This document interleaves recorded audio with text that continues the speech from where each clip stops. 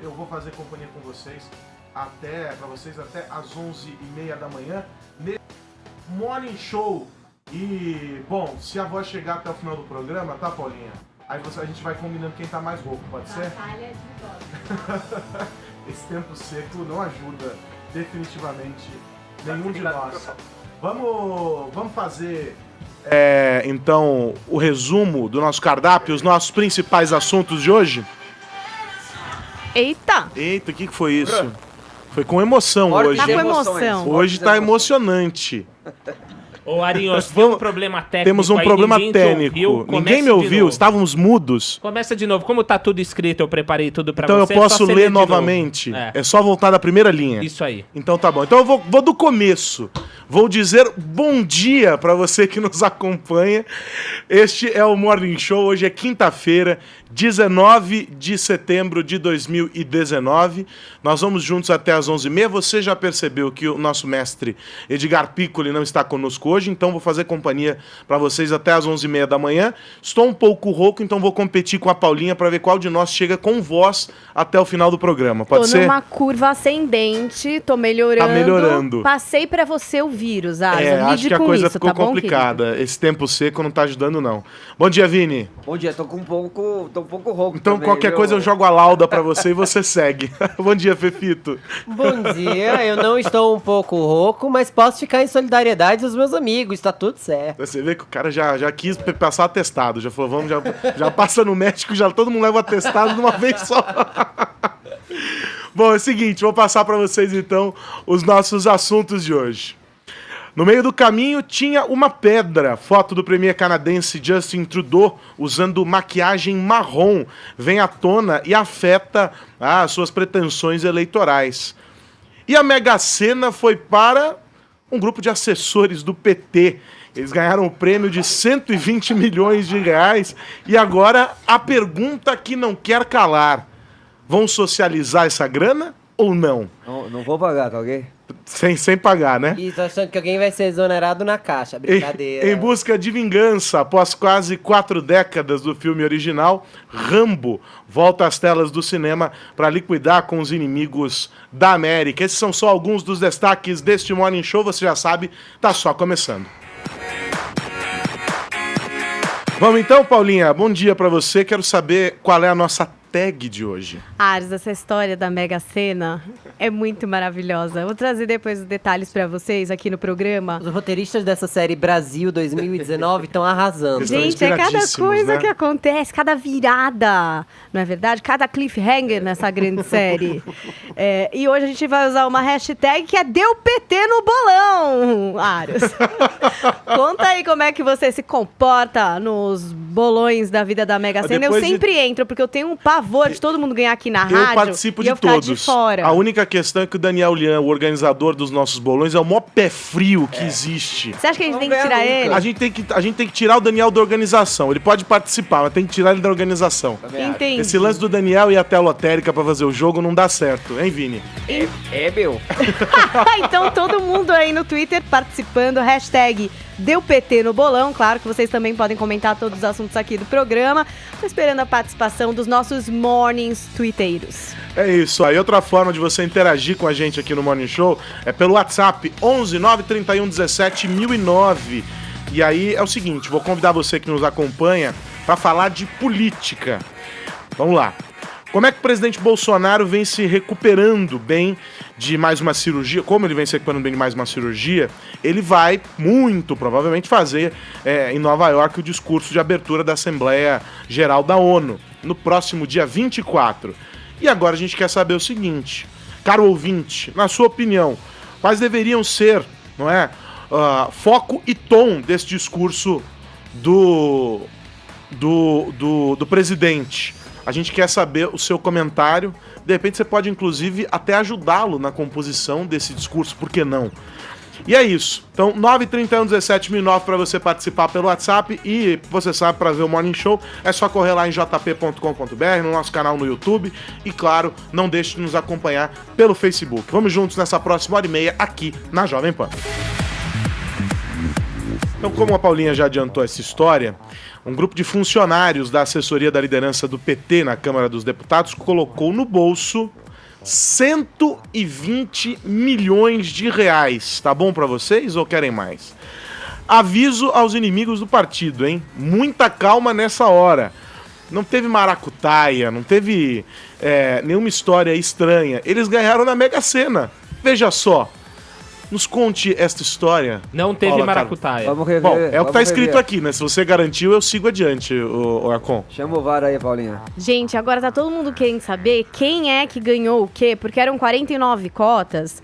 Aros, parece que tem gente, por exemplo, que tinha 2 cotas. Então, em vez de Já embolsar aumenta, só né? 2,5 milhões, já leva Ganhou 5. cinco.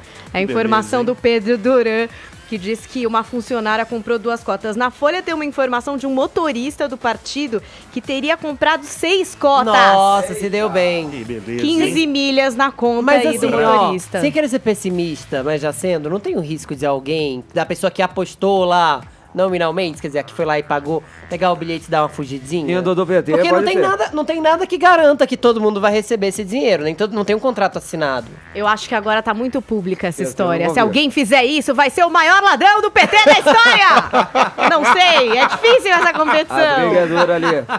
Não sei. Mas olha, o que foi curioso é que quando alguém ganha na Mega Sena, o que eles falam? Ah, olha, o prêmio saiu em Brasília, né? E às vezes a gente nem fica sabendo quem ganhou. Mas dessa vez foi diferente, porque a Câmara, querido, estava em sessão. E a hora que falaram que saiu em Brasília, e os caras começaram a perceber, a galera do bolão, que eram eles que tinham ganhado, aquilo, querido, virou uma grande balbúrdia, a ponto de chegar ao plenário, quando Kim Kataguiri deu os parabéns aí, né, pro pessoal que levou esse bolão. Vamos conferir. Eu só gostaria de fazer um registro, presidente, que tornou-se público agora. Os assessores da liderança do PT ganharam na Mega Sena. Isso. E eu quero aqui parabenizá-los e agradecer pelo PT ficar um mês sem liderança, sem obstruir o plenário. Vai ser uma maravilha agora a votação. E eu quero ver se o pessoal vai socializar esse dinheiro aí ou se vai ficar só na liderança do PT. Deputado Kim, Presidente, você tem que ser liberal e tudo, não pode querer o Presidente. dinheiro dos outros não, meu amigo.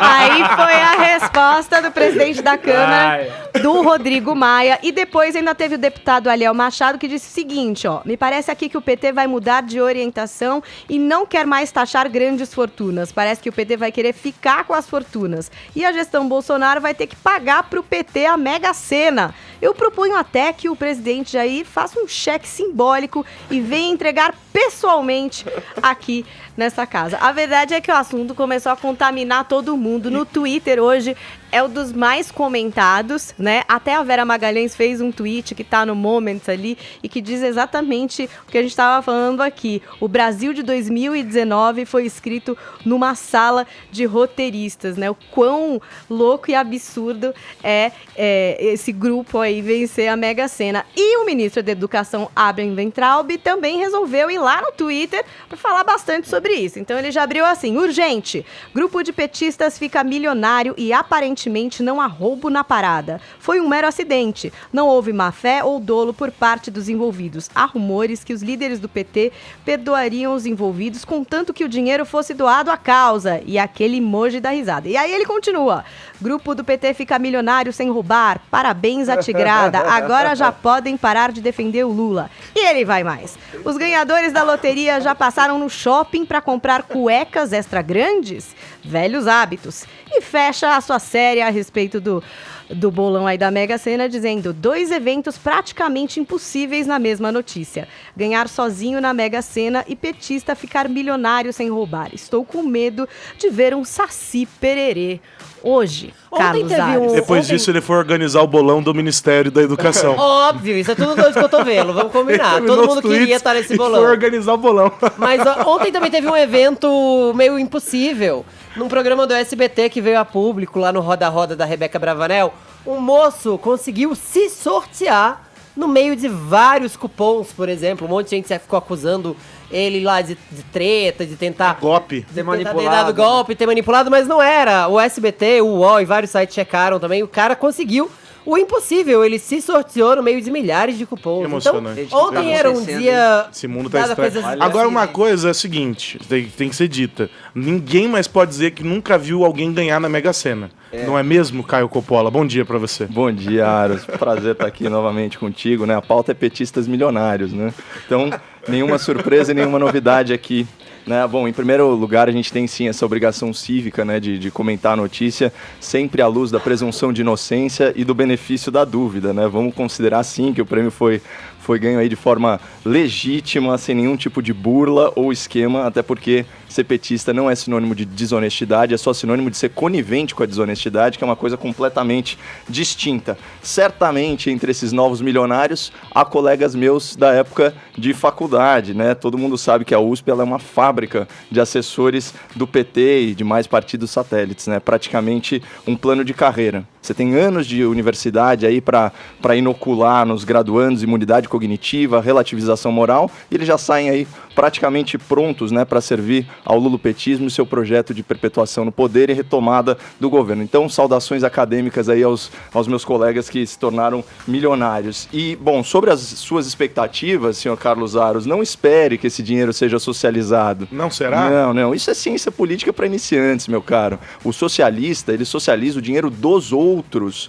Né? Você acha mesmo que o Karl Marx... É a terceirização do socialismo. É, exatamente.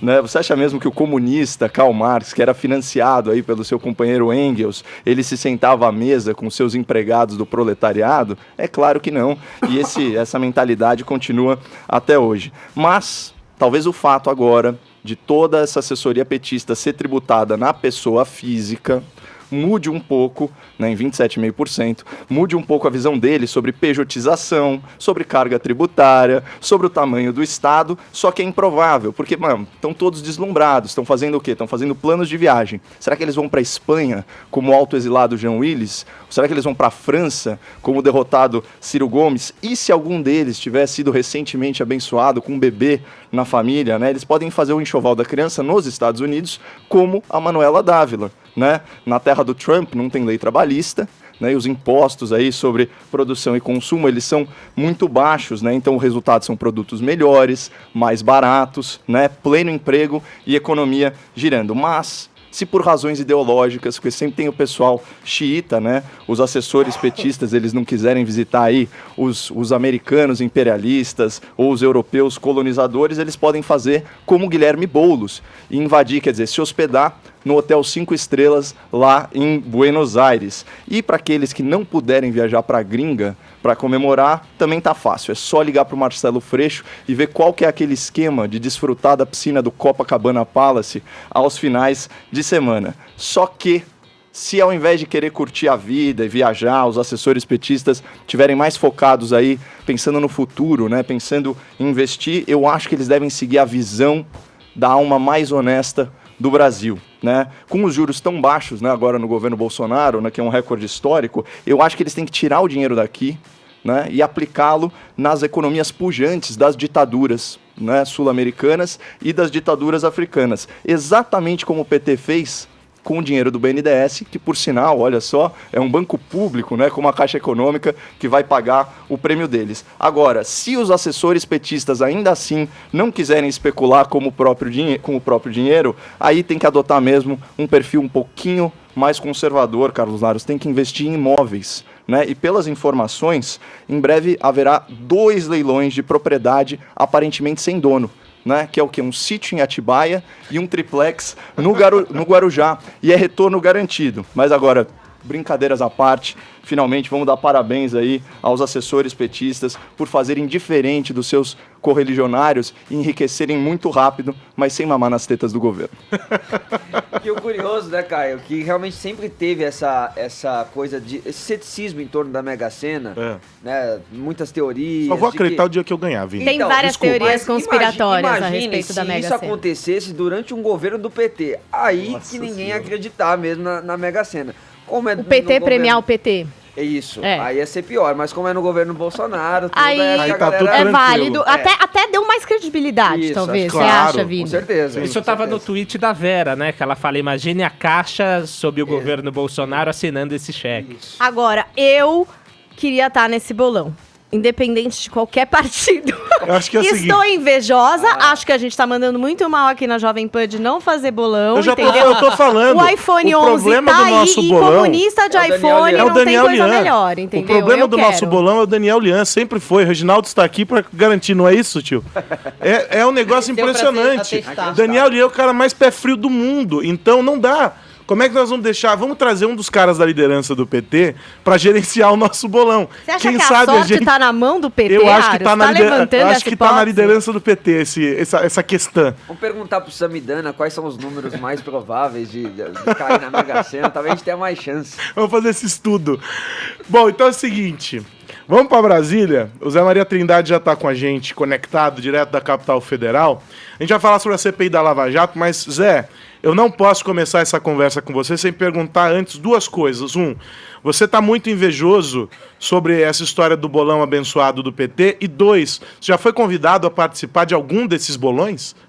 Até o comitê de imprensa tem esse tipo de bolão aqui. Hoje eu liguei na assessoria de imprensa do PT para ver se estava tudo fechado, mas o meu amigo Paulo Paiva atendeu dizendo, olha, Eu não eu participei, não estou no meio desses 49, estou muito feliz, eu como Paulo Paiva, PP, estou muito feliz de ver lá os funcionários do partido agora comemorando os 2.400.000 reais.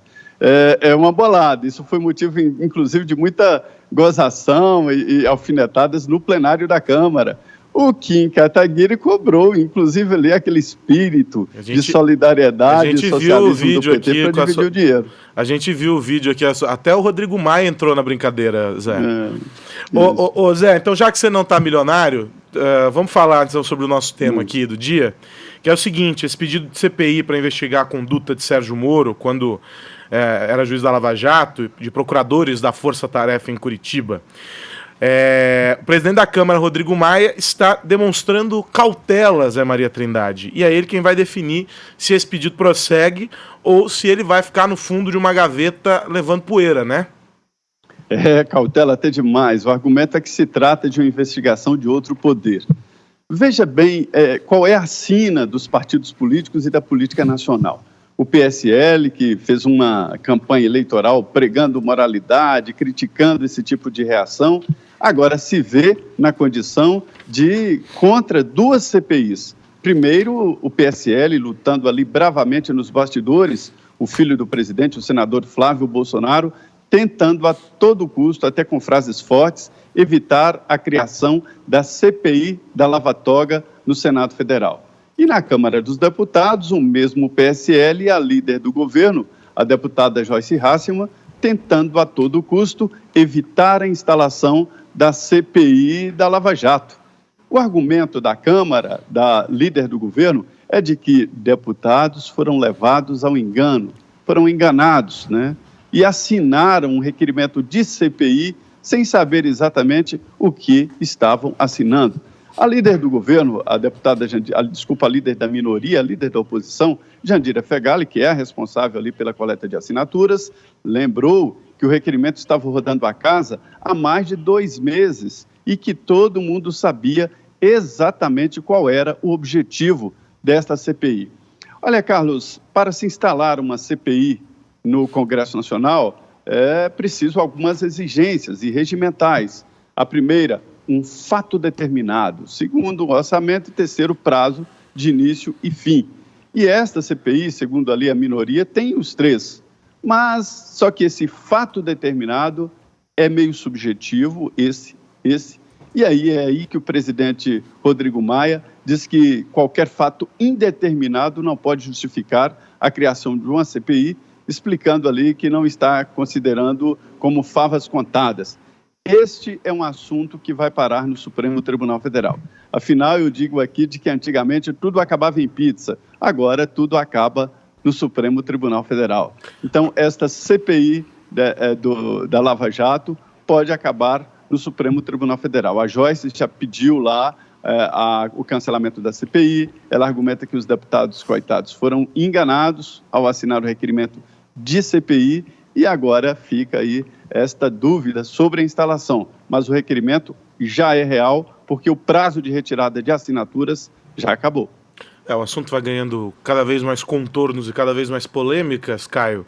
Agora, qual é a intenção desses que defendem aí a CPI da Lava Jato? Pois é, mas eu acho que a gente tem que pontuar que tudo indica que houve sim fraude, né, na coleta de assinaturas para a instauração dessa CPI. Os parlamentares eles foram ludibriados aí a subscrever o documento e existe sim um vício de vontade insanável nesse processo. Por outro lado, também, né, e aqui a gente destaca até com certo humor, isso é a prova eloquente de que até os mais espertos da República, eles assinam sem lei e podem ser feitos de bobo, né? É um tremendo papelão, na verdade, isso.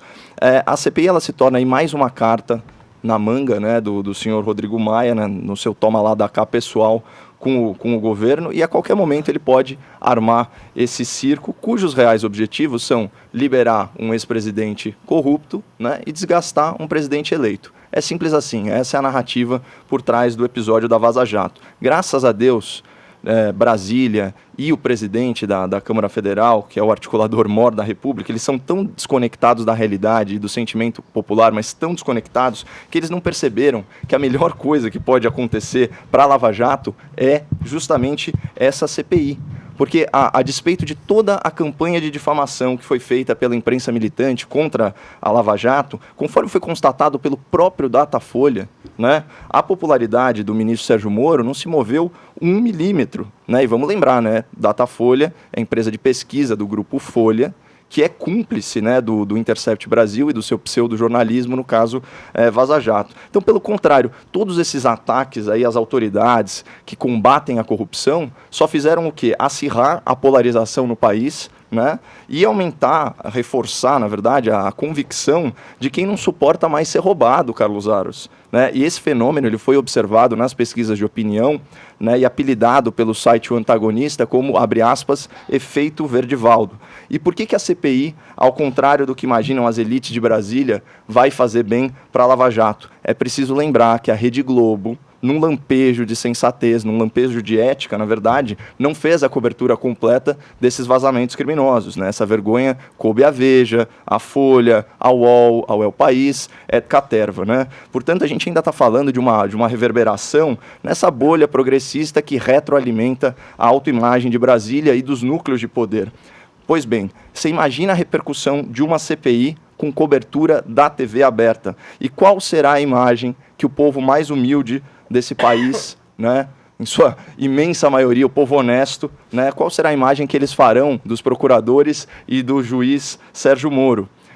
O que eles vão perceber? Que mesmo invadindo o celular dos procuradores e do juiz, certo? Tudo que os políticos descobriram foram pessoas comprometidas em colocar bandidos na cadeia. E a Lava Jato foi a única operação capaz de levar à justiça aos grandes poderosos desse país, seja no âmbito da política ou no âmbito, no âmbito empresarial, pseudo-empresarial, né? Cabe destacar.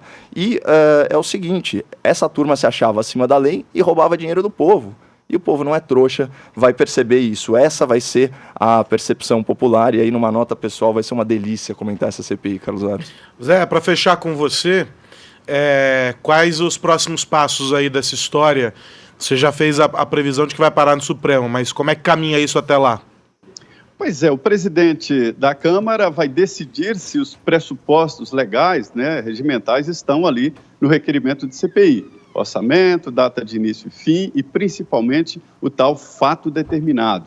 Se ele entender que estão ali, ele manda determinar os partidos que indiquem representantes e aí a CPI será instalada com a eleição do presidente e a indicação do relator. Olha, eu acho o seguinte, Caio, é verdade tudo isso que você falou sobre imagem, trata-se de uma guerra de imagem. Eu acho que a abertura desse conteúdo roubado reforçou a posição dos procuradores e do então juiz Sérgio Moro, e hoje ministro, porque lá nesse diálogo não existe nada tipo, cadê o meu, eu fiquei com quanto você recebeu, eu quero mais, não tinha esse diálogo. E sim, profissionais querendo investigar isso, reforçou a imagem sóbria do ministro Sérgio Moro e também dos procuradores, ou seja, da Lava Jato.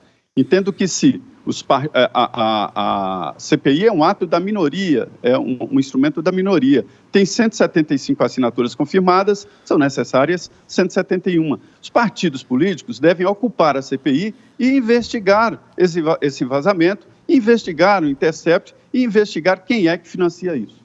Acho que é um bom momento para reverter o objetivo torpe ali da criação dessa CPI. Zé Maria Trindade, um abraço para você, bom trabalho e até mais tarde em Os Pingos nos Is. Carlos Aros, muito bom dia a todos. Ô Vinícius Moura. Diga, Carlos Aras. Tem um texto gigante aqui com várias expressões que remetem ao futebol, pergunta sobre um campeonato que aconteceu e whatever, mas eu entendo tanto de futebol quanto de física quântica.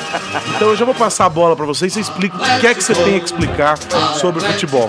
Não é um bom dia pra falar de futebol, né, Aros? Porque, olha, ontem eu estive na Arena Corinthians, rapaz, o Corinthians levou uma paulada de 2-0 do Independente Del Valle. Então achamos mais um pé frio. Você quer falar, depois Daniel Lian que é pé frio. Daniel Lian encontramos outro pé Afogou gelado. as mágoas, Vini? Tá de ressaca? Chorou pelo Corinthians? Conta mais. Chorei um pouquinho, mas não vou contar mais, não. Vou contar. Vou contar da final da Copa do Brasil, que é o que interessa. E é por isso que Reginaldo já colocou o hino do Atlético Paranaense, o campeão da Copa do Brasil, Carlos Aros. O Atlético Paranaense que mudou de nome, mudou de símbolo e deu sorte pros caras, né? Já conquistaram aí a Copa do Brasil, mas não é só sorte não, é planejamento, é estrutura, né? Um time que tem se modernizado aí ao longo dos últimos anos e tem agora conquistado os louros, né? De todo este planejamento aí. O Atlético Paranaense, um time que o que eles fazem fora de campo tem refletido dentro de campo. Então, uma gestão profissional. Gestor. Então, eles bateram ontem o Internacional de Porto Alegre lá no Sul, né? Venceram o primeiro jogo por 2-0, venceram ontem também por 2-1 e conquistam a Copa do Brasil. Já tinham conquistado no ano passado também a Sul-Americana. E agora tem até uma discussão na internet, Carlos Aros, se já pode ser considerado um dos times grandes do futebol. Porque tem sempre aquela máxima, né? Os 4 de São Paulo, os 4 do Rio de Janeiro, os 2 de Minas e os 2 do Sul, né? E o Atlético Paranaense agora já é um time grande também do futebol brasileiro? Na minha opinião, está se tornando... Então acabou a discussão. Não acabou. Tem gente que não acha, porque são vários fatores que levam um time a ser considerado grande, né? Torcida, títulos, tradição, mas você pega, por exemplo, Vasco, Botafogo, Fluminense, são times extremamente tradicionais que estão há muitos anos sem conquistar nada por causa das suas péssimas gestões. E o Atlético Paranaense vai na contramão disso tudo e tem sido um belo exemplo de um time bem administrado. O Reginaldo falou aqui sobre a aposta deles na base, né? Que Também. Outros times se negam a fazer, mas que eles fizeram. Exatamente. E, por exemplo, até no torneio estadual, né, Reginaldo, quando é o Campeonato Paulista, lá no Campeonato Paranaense, eles nem disputam com o time principal deles. Eles jogam com o time da base e mesmo assim eles chegam às finais e vão fazendo esse processo de transição. Então é muito, muito bem feito lá todo o planejamento deles. E tá de parabéns o Atlético Paranaense. Obrigado pelas explicações, viu? Valeu. Uma satisfação. Escuta aqui, quem tem saudade dos anos 90, hein, seu Fefito? Nossa, todo mundo tem saudade dos anos 90. Quem não vai ter saudade de passar o domingo na TV, vendo aqueles closes ginecológicos nas dançarinas do El Chan, ou vendo as Olimpíadas do Faustão com a ponte do rio que cai, ou vendo aqueles programas infantis cheios de Pokémon e Cavaleiros do Zodíaco de manhã. Imagina, todo mundo tem saudade dos anos 90. E por que é que a revista Amiga TV Tudo voltou com tudo? Nossa, olha, Não precisa muito pra virar meme no Brasil, mas essa capa era tudo na vida. É uma sucessão de manchetes que foi publicada no Instagram por um perfil especializado em capa de revista que, claro, viralizou. Vamos começando com algumas manchetes do tipo quebra-pau. Cantora e cantor só faltam sair no tapa, Madonna e Michael Jackson. Madonna diz, Michael Jackson é uma rainha louca. Michael Jackson diz, Madonna é uma vaca. Uau! Não convide pra mesma festa! Pois é. Vocês acham que é só fofoca? Está pintando mesmo o casamento entre Xuxa e Faustão. Olha aí, galera! Brincadeira! O que é isso? Que casamento! Porra! Como assim? A rainha dos gordinhos! Porra! Eu nem sabia que eles tinham sido um casal! A Xuxa com Pelé, a Xuxa com Ayrton Senna. É, meu. Tudo bem, mas a Xuxa com Faustão? Casando, não é nem ainda. namoro. Pois é, nessa época, 1991, o Faustão fazia casal com o Inspetor Malandro no cinema. Quem não lembra desse filme? Depois, cacetada. eu fui pesquisar nas colunas sociais da época, inclusive eu vi que o Faustão estava saindo com uma morena, que provavelmente vinha ser a mãe do seu primeiro filho.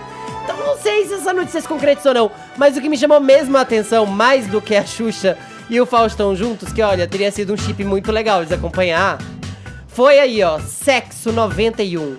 Artistas ensinam como transar com a camisinha furada. Nossa, Meu Deus, que educativo. Isso aí é Muito educativo. Eu separei, então, É um as almanaque. páginas... É um almanaque. E você criticando os caras agora, né, Caio? Eu separei as páginas dessa revista pra ver quem são os famosos. Um deles era a Sinira Camargo, que fazia várias novelas como Que Rei Sou Eu e tudo mais. Ela A gente tem ensina essas muita páginas coisa. aí. Ela diz pra usar a imaginação, porque o sexo pode ser muito divertido. Olha aí que soltinha Essa você é tá a vendo na Sinira? internet.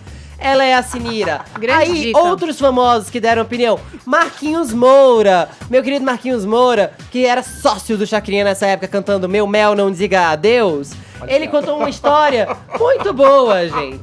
Disse o seguinte: Caiu melhor. crio 1000 fantasias com a camisinha. Para mim, ela já faz parte do jogo de sedução. E se a gente começar a Ô, observar... Pepito, desculpa. Eu só queria fazer um parênteses, o Caio se aproximando do monitor pra ler a reportagem. Artistas defendem o Defendem, uso é do muito preservativo. Não, Fala saudades do politicamente incorreto. Meu Mel, isso! Aí, galera! Meu Mel é um clássico. Olha o que o Marquinhos Moura falou, ó.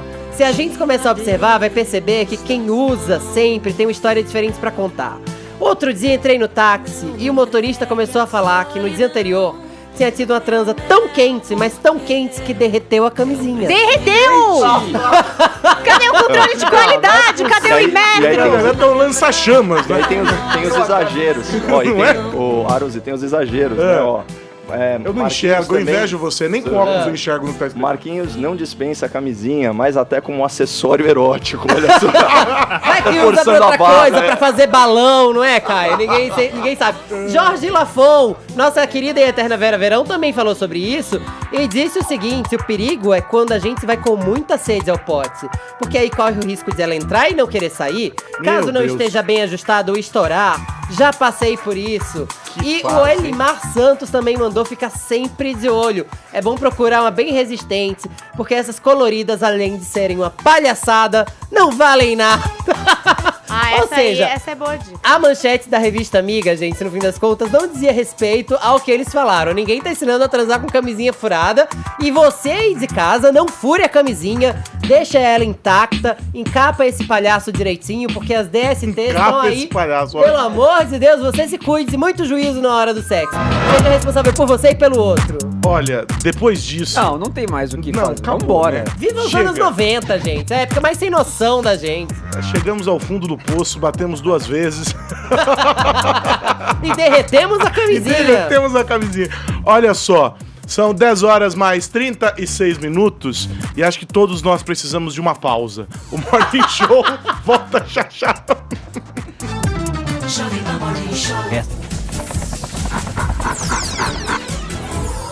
Rolê de notícias. Oferecimento Smart Fit. Bolsonaro aprova decreto que permite posse de arma em toda a propriedade rural e não apenas na sede. É, agora o Chico Bento vai pensar 2 vezes antes de roubar a goiaba do Inholau. Sensacional. Aliás, eu tenho uma boa. Com essa medida, o que não vai faltar é eliminação na Fazenda. 10 horas 43 minutos, de volta com o Morning Show para a gente falar sobre um destaque internacional. Autoridades da Arábia Saudita juntam fragmentos de drones e mísseis que bombardearam refinarias no último sábado. A Nani Cox traz os detalhes. Após supostas novas evidências do envolvimento do Irã no ataque às refinarias sauditas, os Estados Unidos garantiram que vão anunciar sanções contra Teherã até a próxima sexta-feira. O presidente Donald Trump culpa o país iraniano pelos bombardeios e disse que tem várias opções para responder à ofensiva. O republicano mencionou uma última opção, que, de acordo com ele, seria uma guerra. There's the ultimate option, and there are options a lot less than that. As autoridades da Arábia Saudita juntaram os fragmentos de 25 drones e mísseis que bombardearam as refinarias. De acordo com o Ministério da Defesa saudita, o ataque veio do norte e foi inquestionavelmente patrocinado pelo Irã. Os especialistas ainda trabalham para determinar o local exato do lançamento.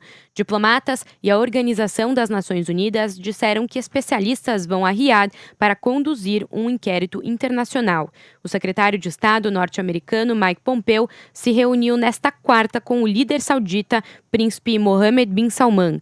Pompeo disse que os ataques às instalações de petróleo foram um ato de guerra. A ofensiva prejudicou a indústria petroleira e o valor da commodity chegou a ter alta de 14% no início da semana. Na noite desta quarta-feira, a Petrobras voltou atrás e decidiu aumentar o valor da gasolina e do óleo diesel nas refinarias. O reajuste de 3,5% e 4,2% é consequência da disparada dos preços do petróleo no mercado internacional. A decisão de repassar a alta para o motorista depende dos proprietários dos postos de gasolina. Aí, reportagem da Nani Cox, a gente continua na editoria internacional, porque uma polêmica pode acabar afetando as pretensões eleitorais do primeiro-ministro do Canadá, Justin Trudeau. O Fefito vai contar pra gente que polêmica é essa. Diga lá, Fefito. Pois é, o Justin Trudeau, que é uma das poucas pessoas próximas da unanimidade aí entre os políticos, seja por ser um boy magia, seja por ser progressista, as pessoas costumam gostar muito dele. O Justin Trudeau foi pego de surpresa com a divulgação de uma foto pela revista Time. Uma foto feita em 2001 de uma festa realizada no colégio no qual ele dava aula, no West Point Grey Academy, que é uma escola particular lá da Colômbia Britânica, em que ele trabalhava como professor antes de ingressar na política. O Justin Trudeau, ele se fantasiou de Aladdin e, para isso, pintou sua pele. Pintou num tom escuro. A foto tá em preto e branco, a gente não consegue ver exatamente se ele pintou com tinta preta ou marrom, mas isso é irrelevante, isso é blackface. Ele foi procurado, chegou a confirmar, dizendo que participou de outros eventos fazendo o mesmo. Num deles ele se fantasiou como Harry Belafonte, o cantor, e ele veio a público pedir desculpas. Disse o seguinte: estou chateado comigo mesmo, estou decepcionado comigo mesmo. Num avião, acompanhado por jornalistas, prestes a lançar sua reeleição, sua candidatura à reeleição, ele disse o seguinte: eu não deveria ter feito isso, eu deveria ter conhecido melhor a causa e não pude fazer isso. Eu tô muito sentido. Perguntaram pra ele diretamente se ele tinha sido racista ao fazer isso e ele disse: sim, eu fui. Na época, eu não me considerava racista, mas agora eu entendo melhor essa questão. O fato é que essa Fefito, foto... desculpa, de que ano a gente tá falando? 2001. O fato é que essa foto foi divulgada agora, prestes às eleições do Canadá para primeiro-ministro, de novo, ali, as eleições legislativas acontecerem. E ele, de fato, era um dos favoritos ao cargo. Agora, isso vai prejudicar um pouco ele, é um escândalo de racismo. A gente tem também que entender que determinadas questões, e longe de mim passar pano para isso, porque blackface é algo horrendo de ser feito, mas determinadas questões não eram discutidas como em 2001, como são discutidas hoje. Não havia uma censura a pessoas que fizessem isso. Não estou falando uma censura governamental. Basicamente uma reprimenda, alguém dizendo, pega mal. Militância. Isso. A militância negra não alertava para tanto. E se alertava, não era ouvida também. Tem essa questão importante de ser levada em consideração. O fato é que hoje blackface é algo considerado impensável. Peças de teatro em São Paulo já foram refeitas sem usar esse recurso, que era um recurso usado antigamente, especialmente para não permitir que negros subissem ao palco, então brancos tinham que usar isso. A gente tem casos emblemáticos no cinema, como é o filme ultra racista, The Birth of a Nation, que botava brancos vestidos de negros e fazendo macaquices, literalmente caricaturas, né? Sempre fazendo uma pantomima bizarra, como se eles fossem sempre estupradores, bandidos e etc. Um filme lamentável que entrou para a história do cinema e chegou a ser recomendado pelo presidente dos Estados Unidos, para vocês terem noção. Era bizarro isso. O blackface considera-se ofensivo ainda hoje e também muito polêmico entre alguns famosos. Por exemplo, o blackface nos anos 90, a gente falou aqui dos anos 90, ele não era considerado ofensivo, mas se a gente for buscar no YouTube, por exemplo, a gente vai ver o Gugu, no táxi do Gugu, fazendo blackface. Naquela época, de novo, isso não era uma questão discutida como é hoje. A gente vê, por exemplo, no Show dos Famosos, do Domingão do Faustão, que alguns cantores chegaram a fazer também blackface para interpretar cantores negros. E aí houve uma discussão, se nesse caso era paródia, ou se era caricatura, uma homenagem ou não. Virou uma outra discussão. A gente tem, por exemplo, o Paulo Gustavo, que também já entrou no alvo de uma polêmica do blackface, quando fazia sua personagem Ivonete, que era uma mulata, que vivia sambando, um personagem ultra popular, mas que tinha a pele pintada de marrom. Até mesmo famosos que fizeram campanha contra o racismo pintando o rosto com tinta negra, como o Michel Teló e o Mariano, da dupla Munhoz e Mariano, também entraram na mira da militância nesse caso. E eu acho... Muitos imitadores, né, Fifito? Sim, lançam mão desse recurso, né? Imitadores brancos, quando querem fazer a imitação ali de uma pessoa negra, lançam mão do blackface também, ou pintam o rosto pra ficar mais parecido, né? Sim, a questão é... duas pra mim, na verdade, né? Nossa, tava todo mundo rouco, eu tô começando a ficar rouco agora. É o vírus. É sintomático. É que você tá falando há 8 minutos. Ah, então eu vou calar a boca, diretor. Não por isso. Eu tava atendendo ao seu pedido de alongar a nota, mas já que você não quer, tudo certo, posso parar aqui. O que eu ia falar... Dois pontos. Querido diretor, o que eu ia falar basicamente é que o blackface, ele não é homenagem, ele parece mais caricatura. E outra, o blackface, na verdade, acaba tirando a propriedade de falar sobre as próprias questões da comunidade negra, que sim, precisa ser vista, não como uma caricatura, mas como muito capaz e talentosa, como ela é no mundo da arte. Ou em qualquer outro lugar. Qual era o segundo ponto? Você falou dois num só? Não, eu condensei os dois num só, porque o diretor que pediu pra eu alongar a nota resolveu me Você destruiu o raciocínio do cara. Pois é. Mas vamos lá, ô Caio, dá pra dizer que é anacronismo? Eu acho que dá pra ir mais além, né?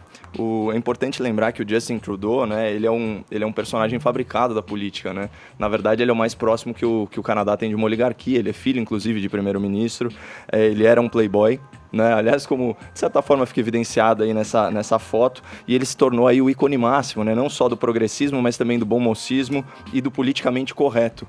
Tem um episódio emblemático desse comportamento, né, hipersensível do primeiro-ministro canadense, quando ele foi flagrado aí numa sessão de perguntas e respostas em ambiente universitário, certo? Aí tem uma jovem que faz um questionamento para ele a respeito de algo relacionado à humanidade, certo? Humanidade em inglês, né? Mankind, né? A gente tem kind como espécie e man como abreviação de humankind. Então, você falar humanidade, humankind, espécie humana. E é até interessante, porque você vai na etimologia da palavra, né? Human vem de humus, né? Que significa terra. Então, a coisa terrena em oposição à coisa divina, né, por assim dizer. Bom, quando o primeiro-ministro vai responder essa pergunta sobre mankind, sobre humanidade, ele diz o seguinte: we prefer to call it peoplekind. Ou seja, nós preferimos falar em espécie de pessoas. Aí fala, nossa, que loucura, né? Por que o cara tá mudando o vernáculo, né? Por que ele está criando essa palavra, esse neologismo? Pelo seguinte, porque a palavra man também significa homem, Reginaldo, veja só. E a humanidade, ela não é só formada por homens, ela é formada, veja só, por homens e mulheres, né? Então, mankind poderia ofender a sensibilidade das mulheres. E esse é o conceito trabalhado pela ótica completamente deturpada, né, do politicamente correto, do que é uma microagressão. E isso legitima a hipersensibilidade das pessoas, especialmente dessa geração que está frágil, que está deprimida, né, que não consegue sequer se autoafirmar porque se vitimiza com bobagens desse tipo. Imagina a irresponsabilidade que é, né, para um primeiro-ministro de uma nação desenvolvida comparar uma questão séria como racismo, né, com o ato de você se fantasiar de outra etnia, de você, de repente, fazer cross-dressing, né? O homem que se veste de mulher, isso é tão comum, né, no carnaval, mulher que se veste de homem, né? Me lembrou muito aquela matéria totalmente inoportuna do site caça-clique, progressista também, obviamente, Catraca Livre, que se propôs a fazer um manual, né, das fantasias que poderiam ou não ser utilizadas. Olha, não se vista de índio, não faça isso, não faça aquilo. Isso é uma tremenda bobagem, né? Isso é sintomático de um mundo doente, né, que está aí preso pelas amarras do politicamente correto e que cada vez mais restringe a sua liberdade de expressão. É importante pontuar que o ambiente acadêmico canadense ele se tornou extremamente tóxico, com patrulha ideológica. Existe um negócio no Canadá chamado de compelled speech, que é o quê? Discurso obrigatório. Então são leis, portanto, o poder do Estado determinando como as pessoas devem se endereçar às outras. Porque há locais no Canadá em que são admitidos, além do gênero masculino e feminino, outras dezenas de gênero. E a pessoa é obrigada a chamar a outra da forma como ela gostaria de ser chamada. O que seria uma questão, no máximo, de polidez e de convivência social, mas que está sendo levado aí à enésima potência e se torna lei. Foi isso que deu projeção ao Dr. Jordan Peterson, né, que é psicólogo, é canadense, é professor universitário, não só de Harvard, mas também da Universidade de Toronto, que se recusou, né, a capitular a essa ditadura do politicamente correto. E é muito interessante observar que o Jordan Peterson chama o Justin Trudeau de man-child, que seria alguma coisa equivalente aí a um eterno adolescente, que é exatamente o que ele é. A gente sempre fala aqui de pedidos de desculpas mal feitos. Eu acho que na desculpa que dá o Trudeau, ele é muito coerente com o que ele pensa. Eu entendo que o Caio acha isso uma grande besteira, mas na linha do que pensa o Trudeau, realmente foi um erro e talvez para ele até uma mancha aí na trajetória dele, e eu entendo que isso possa prejudicar ele de fato aí nas eleições. Como da mesma forma, se ele fosse um político conservador e fosse pego num caso de traição ou alguma coisa desse tipo, acho que prejudicaria da mesma forma. No caso dele, é um político que precisa oferecer essa desculpa e tem de manter essa coerência. Só que mas eu tem queria gente só que voltar. não sabe pedir desculpa exatamente, Concordo. sabe? Que falaria, mas puxa, não, ele se responsabilizou até falando, era ignorante em não procurar saber mais sobre isso e errei. Muitos têm outras desculpinhas esfarrapadas, né? Enfim. Eu acho que o Justin Trudeau, vou mal comparar agora, o Justin Trudeau é o Felipe Neto do Canadá. Ele é a prova de que a gente melhora com o tempo. Isso é bom ou é ruim? Ele é a prova de que a gente melhora com o tempo. E, sinceramente, que bom que ele está aberto às sensibilidades dos outros. E pensando em homens e mulheres, e negros e brancos. Porque a gente só vai pra frente quando a gente se alia a pessoas em situações de opressão. Agora, o que define o racismo num caso desse? Porque você citou aqui vários casos de atores, né, músicos e etc. E eu me lembro, da última vez em que estive aqui com vocês, nós falávamos de um episódio de uma cantora que foi impedida de fazer, de uma atriz foi impedida de interpretar alguém, eu não vou me lembrar o caso exatamente, mas porque ela não era negra o suficiente, ou algo do gênero, não sei se me recordem o caso. Sobre isso, né? aqui. E aí, o que a gente tá falando? É sobre a intenção. Ou seja, ele estava fantasiado ali porque era um contexto de uma festa. Todos estão, aliás, aparentemente, a moça ali e tal, né? É uma festa e tudo mais. E aí tem o ator que vai interpretar um papel, ou o comediante, etc. Aí queria jogar para vocês aqui. Mas aí... O que define a intenção nesse caso para que você considere o racismo? É a questão da herança de como isso começou a ser usado. Acho que o Fefito contextualizou bastante aqui, para mostrar que, inicialmente, quando isso começou a ser feito, era para ridicularizar, satirizar. Eu Agora, não vejo nesse gesto do Trudeau, por exemplo, algo parecido com isso. Não. Eu não vejo. A gente não vê, mesmo porque Quando a gente não é negro e a gente também não é de outra etnia. Então é uma coisa sempre sensível, isso que eu tô querendo dizer. Eu nem tô dizendo que ele é, mas é alguma coisa que um ator, incomoda. porque o blackface vem, né, dos atores que colocavam carvão no rosto ali, pra fazer uma ridicularização da pessoa negra. E dentro de um contexto de décadas atrás, né? A gente tá falando de um... isso e uma pessoa se caracterizar pra ficar parecido, pra prestar uma homenagem, pra fazer uma imitação, eu acho que é bem diferente. Vini, eu acho que tem uma questão que eu acho que cabe em debates, mas eu acho que pode ser resumida em uma frase. Negro não é fantasia.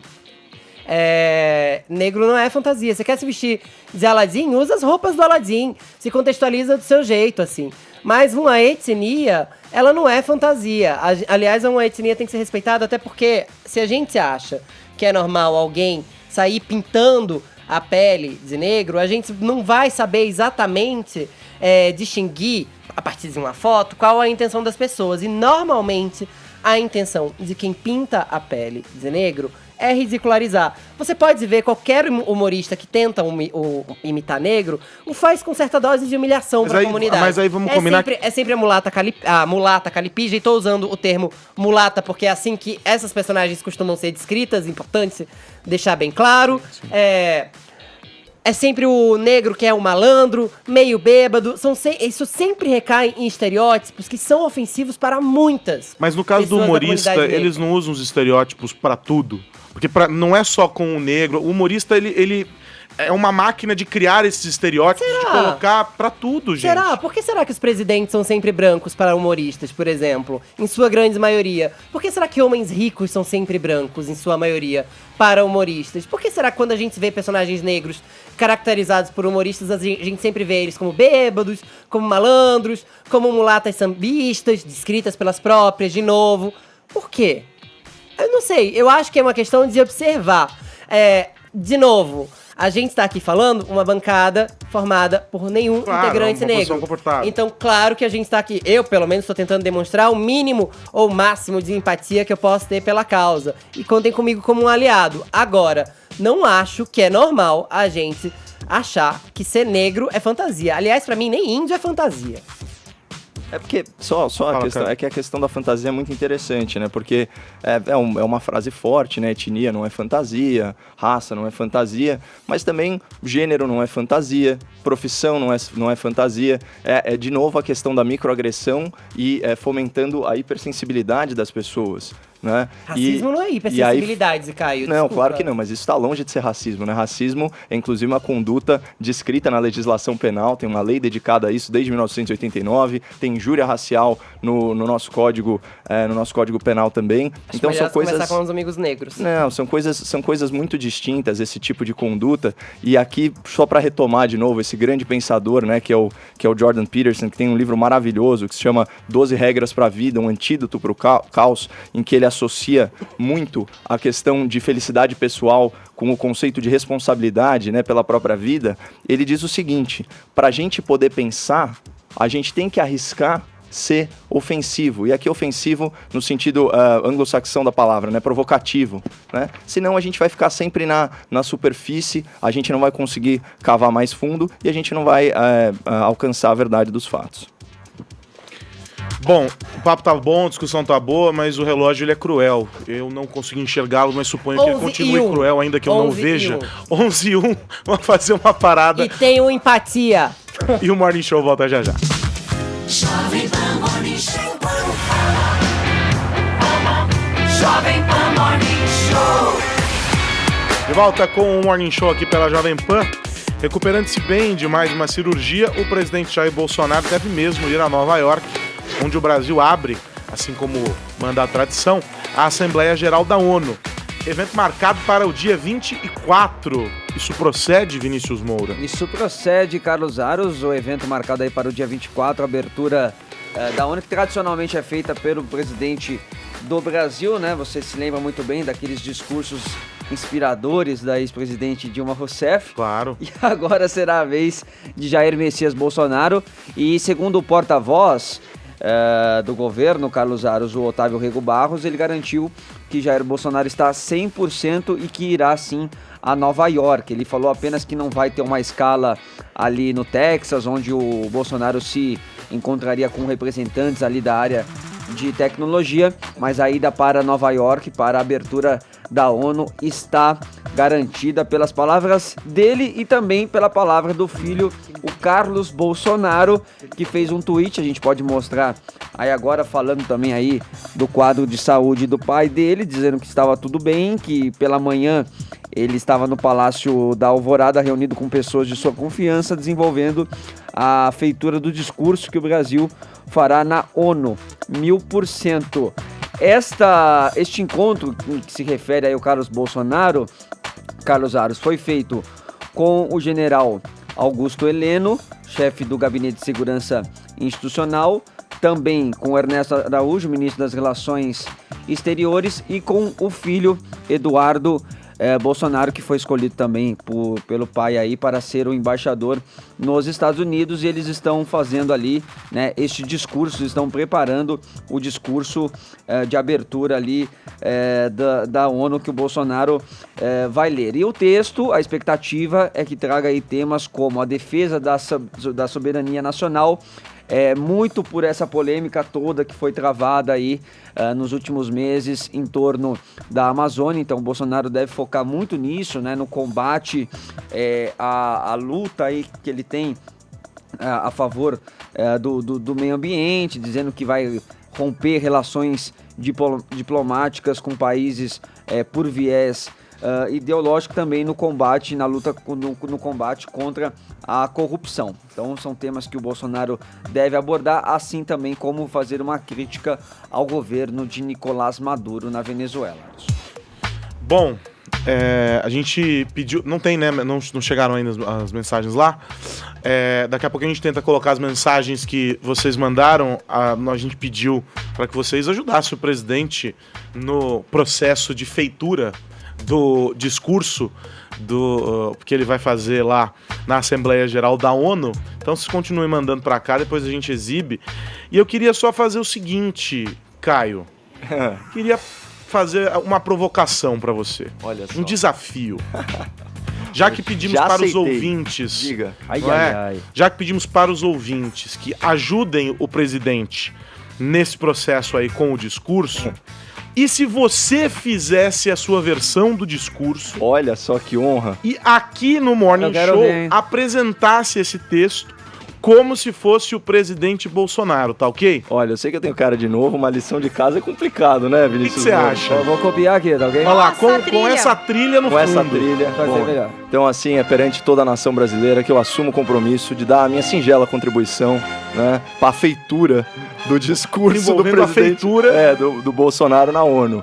E ó, vou tentar seguir mais ou menos aí as linhas gerais, né, propostas aí pela equipe do presidente. O mais importante de tudo, como o Vini colocou, é sim desconstruir narrativas. A gente tem o problema dessa grita ambientalista, né, que na verdade tem como objetivo final a internacionalização da Amazônia, portanto ferir aí a nossa soberania, mas é também muito importante vender uma boa imagem do Brasil. Ele tem que elencar algumas das conquistas, das relevantes conquistas do governo dele, especialmente na área econômica de segurança pública, e sinalizar alguns objetivos de curto prazo. Por se tratar também de um governo que é internacionalmente difamado, inclusive por brasileiros que estão autoexilados no exterior e prestam esse grande serviço, né, à nação brasileira, ele também tem que reassegurar o compromisso dele não só com a democracia, mas também com os direitos humanos. Afinal de contas, com certeza não chega para a mídia internacional os esforços do governo Bolsonaro, por exemplo, em valorizar a maternidade, em condenar a violência contra a mulher. O que chega é a narrativa de que nós temos um presidente sexista, misógino e que persegue minorias. Então, ele tem que considerar não só a verdade dos fatos, mas como as narrativas falaciosas estão sendo construídas em âmbito internacional para minar o seu governo. E tem que segurar também a própria língua, porque o Bolsonaro tem escorregado sozinho em entrevistas, falando coisas desnecessárias, Melhor né? ficar só no texto. Vai no texto aí e evita de falar o que não deve para não polemizar para lá do texto, que não precisa. Então, o Caio, você tem essa lição de casa para fazer, tá? O Edgar estará aqui e eu vou assisti-lo lá da redação e depois eu digo para você se o seu discurso, se a gente pode encaminhar ele para a equipe ver se ele passa de assessoria tá do presidente, para ver se vai que ele já use só um Ctrl-C, Ctrl-V. Imagina. Bom, então, ao som de Bruce Springsteen, a gente faz mais uma parada no Morning Show e a gente volta daqui a pouquinho para o bloco derradeiro deste programinha. Então não tem. De volta com o Morning Show. Não tem. De volta com o Morning Show para este último bloco. Reta final do programa, Fefito. A hora da saideira. Me diz uma coisa. Que ator que estava desempregado e que agora volta à TV? Alô, atenção! Esse morreu já, né? Agora, Esse morreu já. Olha aí! Um grande imitador de chacrinha. Ele fez chacrinha no cinema, fez nos musicais e levou um baile da Band, na verdade. O Stepan Necessian. Maravilhoso, vai de novo. Não, vai lá, mais uma vez. Eu arrasei de Vai lá, mais uma vez. Volta, faz de Não, novo. eu vou perguntar de novo. Eu não sei se eu consigo, mas vamos Que lá. ator estava desempregado e agora volta à TV, Fefito? Terezinha! Acho que é isso, né? Sensacional. O cara é muito versátil, faz a Sandra, faz Muito o... bom. Tá vendo? Perfeito. Mas, falando sério, o Stepan Necessian levou um baile da Band recentemente porque ele deixou a Globo. O sucesso dele como chacrinha no musical, no especial de fim de ano no cinema, fez a Band contratar ele pra apresentar um programa nas tardes de sábado. Quase como se ele fosse um novo chacrinha mesmo. A ideia era reeditar uma nova versão do Cassino do Chacrinha. Qual a surpresa do Stepan, que depois de sair da Globo e assinar contrato com a Band, teve quando a Band disse: não conseguimos, anunciante, estamos cancelando seu contrato. Ficou desempregado. O Stepan Necessian. Não por acaso ele apareceu agora no vídeo do Porta dos Fundos muito engraçado sobre o fim da Lei Rouanet, que agora todos os atores da Globo têm que fazer Uber ou virar flanelinhas, e ele tá lá de flanelinha procurando emprego. Aí, agora ele finalmente conseguiu voltar pra Globo, vai voltar em Éramos 6, esse remake da novela clássica, que já a gente vai falar sobre, no papel de um delegado, o delegado Gusmões. Ele tava há 12 anos sem conseguir trabalhar numa novela de cabo a rabo. Ele tem 65 anos de idade, 49 de carreira, uma família gigante, inclusive o sobrinho dele, Pedro Necessian, também é ator, e agora ele volta e Éramos 6 bem empolgado, viu? Diz que tá gravando pouco nesse início, mas que tá achando a novela muito fofinha. E delegado de novela é ótimo, né, gente? Porque aparece sempre. Em toda novela só tem um hospital, uma delegacia, uma padaria. Então todo mundo sempre volta. Esses personagens sempre reconhecem. Todo mundo casa com o mesmo padre, vai no mesmo delegado, entendeu? O cara mora do outro lado da cidade na novela, mas ele vai no mesmo delegado. Exatamente, pois é. E um cara como o Stepan não pode ficar de fora, né, da teledramaturgia brasileira. Não pode mesmo. Ele é muito importante. Nesse período todo que ele ficou fora da TV, ele tava fazendo muito teatro, né? Fez teatro, como Chacrinha. Chacrinha é muito bom o filme do Chacrinha. Veio aqui, né? Ele veio aqui ao Morning Show. Eu me emocionei com o filme do Chacrinha. O Fefito, ele tem ainda aquele trabalho no Retiro dos Artistas. Ele tava à frente também do trabalho no Retiro dos Artistas, que é importantíssimo. Pra você que tá aí se perguntando sobre Éramos 6, que é essa novela clássica, e deve estar se perguntando, vão refazer a novela do SBT? Mais ou menos. Uma curiosidade, a novela do SBT, ela era escrita pelo Silvio de Abreu com o Rubens Evaldo Filho, crítico de cinema. Olha só. Pouca gente sabe disso. Mas Éramos 6 vai ganhar sua 5ª versão pela Globo. Pra você que não sabe, em 58, o romance da Maria José do Pré já foi adaptado pela Record. Em 67 pela TV Tupi. Em 77 a Tupi fez de novo. E em 94 veio a versão clássica do SBT, que todo mundo lembra, que lançou Ana Paula Arósio, que tinha Irene Ravache, Caio Blá, criancinha, Tarcísio Filho, Jandir Ferrari, Luciana Braga, Natália Timberg como tia Emília. Agora em 2019 o papel de Dona Lola, que era a Glória Pires, que era a Irene Ravache, coube a Glória Pires, que vai ter o Antônio Calone, que era o papel do Tom Bastos como seu marido.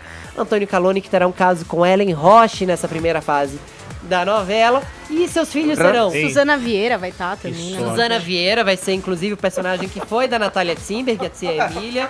Uma conta com os comentários ótimos hoje. Hoje ele está o tio Ele Dom tá, Pavê. o conta tá atacado hoje. Como é que é? O que é o do Antônio Calone? Ele falou que sorte, gente. Os filhos dele são Danilo Mesquita, Nicolas Prats, Júlia Buscaccio e André Luiz Frambach. Além desses filhos, vão ter os personagens crianças. Essa novela vai se passar em 3 fases. E também vai ter revelações, viu? Traz, por exemplo, um modelo internacional, que é um dos modelos brasileiros mais bem pagos no mundo, chamado Jonah Burjac.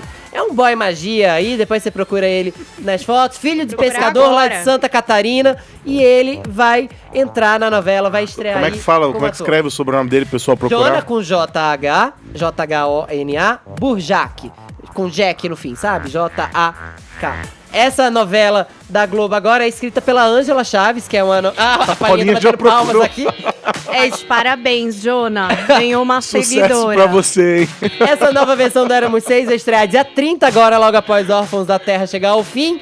E é escrita pela Ângela Chaves, que é uma autora em início de carreira como titular lá na Globo. Você quer saber mais de novela e programação de TV? Vai no meu blog jp.com.br/fefito. Eu acabei de publicar lá uma notícia sobre um especial de fim de ano que a Globo vai fazer com um Papai Noel negro. Vai dar o que falar, vai lá ver.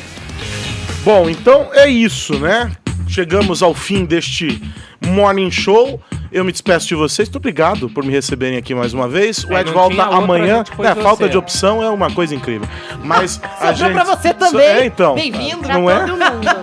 Mas é o seguinte, o Arcoy tá atacado. O que que ele usou Ele de não cedo? usou os remédios dele. É, foi isso. É Eu falta vi. de. É. Então tá. Gente, bom dia pra vocês. Amanhã tem mais Morning Show a partir das 10 da manhã. Não esquece que o programa inteiro tá lá disponível no YouTube. Os trechos também pra você compartilhar, comentar, enfim, ficar com o Morning Show até que amanhã às 10 da manhã este programa entre no ar ao vivo novamente. O Caio já tem lição de casa pra escrever aí o discurso de Bolsonaro. Enfim, tem muita coisa pra rolar. Um abraço pra você, uma ótima quinta. Beijo, tchau.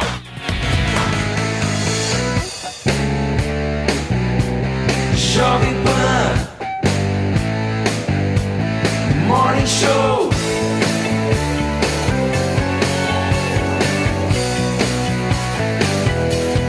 Morning Show. Rolê de notícias. Oferecimento Smart Fit. Olá, está no ar o Rolê de Notícias, um resumo em 5 minutinhos das principais notícias do dia, misturando humor e informação pra você. Aqui a manchete é verdade e o resto é uma grande zoeira e eu sou Maurício Meirelles. Eu sou Felipe Xavier e vamos às notícias. Bolsonaro aprova decreto que permite posse de arma em toda a propriedade rural e não apenas na sede. Agora o Chico Bento vai pensar 2 vezes antes de roubar a goiaba do Inholau. Sensacional, aliás, eu tenho uma boa. Com essa medida, o que não vai faltar é eliminação na Fazenda. Falando em Fazenda, estreou o reality show A Fazenda e Túlio Maravilha confundiu o apresentador Marcos Mion com Pedro Bial. Você seja Bial e outra coisa. Eu acho que o Túlio não fez 1000 gols, não. Ele só dá bola fora, bicho. Como é que ele acerta o gol? E a coisa não parou por aí, hein? A participante Drica também se confundiu e chamou o Mion de Gugu. Sim, Gugu, pode ficar tranquilo. Inconformado, Marcos Mion reclamou e para consertar a gafe, Drica pediu desculpas e errou de novo, chamando Mion de Bial. Desculpa, Bial. Ai, desculpa, Mion. Coitado do Mion. Mas dá pra entender, né? Porque todo ano tem ex-BBB na Fazenda. Então, chamar o Mion de Bial... confundiu. Também confunde, né? Achou que era um Bial ex-BBB. é um ex-BBB. Faz sentido, faz sentido. Não, e não só o apresentador, mas os participantes também foram confundidos, né? Porque acharam que eles eram famosos. MTST realiza ato em São Paulo contra cortes no programa Minha Casa Minha Vida. Vamos jogar real. Eles foram lá para mudar o nome do projeto para Sua Casa Minha Vida. Não, eu gosto do pessoal do Movimento Sem Teto, né? Porque eles pensam muito fora da casinha. Raquel Dodge pediu para o STF definir prazo para a liberação do plantio de maconha para uso medicinal. A liberação da maconha para uso recreativo, também conhecido como hora do intervalo na USP, não foi cogitada. O rapper Marcelo D2 já está providenciando 1.689 atestados médicos. Caso Richthofen ganha filme mostrando o ponto de vista de Suzane e irmãos Cravinho. O título do filme é A Menina que Matou os Pais. Pô, aí não, né, cara? Não é título, é o spoiler do filme inteiro já. Não, imagina se a moda pega em Hollywood. Vem aí o filme O Navio que Afundou um Monte de Gente. Ia dar certo, né? É boa. Jornal espanhol revela que Neymar paga 50 mil reais por mês pra cada parça. Os caras recebem salário pra ser amigo? É, tá vendo, Nájila? Valia mais a pena você ficar jogando PlayStation com o Neymar do que tentar ter um caso com o menino, pô. Nossa, posso falar, cara, de verdade agora. Eu acho errado ficar fazendo piada com o menino Ney. Não, porque o Neymar é um gênio, cara. O cara paga pros amigos ser amigo dele, meu. Para, vai ter nada demais isso daí. Inclusive o Neymar é um puta cara do bem, um cara legal. Tava vindo pra cá, inclusive, Peguei esse cartaz aqui, tava no meu bolso. Queria dar um abraço aí pro Neymar, grande passo. Se alguém puder compartilhar esse vídeo aqui até chegar nele, Neymar. Irmão, tamo junto, tá arrebentando no Paris, hein? Puxa saco. Responde os inbox aí que eu te mandei no Instagram. Vergonha, hein, Maurício? Te amo, parça. Por dívida de 48 milhões com a Caixa Econômica Federal, a Arena Corinthians terá o nome incluído no Serasa. O nome do estádio vai ser Arena Serasa? Não, pô. O Corinthians vai ficar com o nome sujo. Ah, tá. Quem tá feliz com essa notícia são os palmeirenses, né? Vão poder ressuscitar a piada "O Corinthians não tem estádio". Pô, mas eles estão com o nome no Serasa. Ó, câmera em mim aqui, ó. Ciro Gomes, você que assiste o Rolê de Notícias, não tenta ser presidente da República. Já que você tira o pessoal do Serasa, seja presidente do Corinthians. Ele tira o nome de todo mundo do Serasa. Ele prometeu isso. Pô, quantos milhões são do Corinthians aí? Vota no Ciro, tira o do Serasa. Resolvido, vai, próximo. Henrique Valadares, ex-executivo da Odebrecht, que delatou Aécio Neves e Edson Lobão, é encontrado morto em sua casa no Rio de Janeiro. Eu tenho uma ótima piada pra isso. Piada pro morto? É melhor não. Deixa... Não, você não ia fazer uma piada? Não, cara? mas acho que ela nem repercutiu esse assunto. Ah, pô, mas você não ia fazer a piada aí? Você falou que ia fazer? Não. Não, era o porque- humoristão aí? Como é que é? Pô, vai arregada a piada? Não, cara? foi o Tortorelli que escreveu a piada, o redator, mas eu acho Tá que esse bom. assunto aí já Ok, morreu. não, beleza. Vamos Então enterrar esse o assunto, programa. né? Vambora, vamos pra outra aí que acabou o programa, né? Bom, e com essa arregada, o Rolê de Notícias termina por aqui. Você pode assistir ao nosso programa também no youtube.com/rolê de notícias e seguir a gente nas redes sociais em @rolê de notícias. É isso aí, amanhã a gente tá de volta às 7:55 da noite, logo após os pingos nos is. E também todo dia 11h30 da manhã, logo após o Morning Show. Tchau. Tchau, tchau. Você tá maluco de eu fazer a piada do cara, velho? Ó, arregou pra piada. Não arreguei, cara. Tinha um laser na minha cara. Laser? Laser de tiro. Ô, louco. Quero receber panetone no final do ano. Se eu faço essa, eu não volto, bicho. Quer arregar, mano. Imagina. Tem que demitir o redator. Rolê de Notícias. Oferecimento Smart Fit.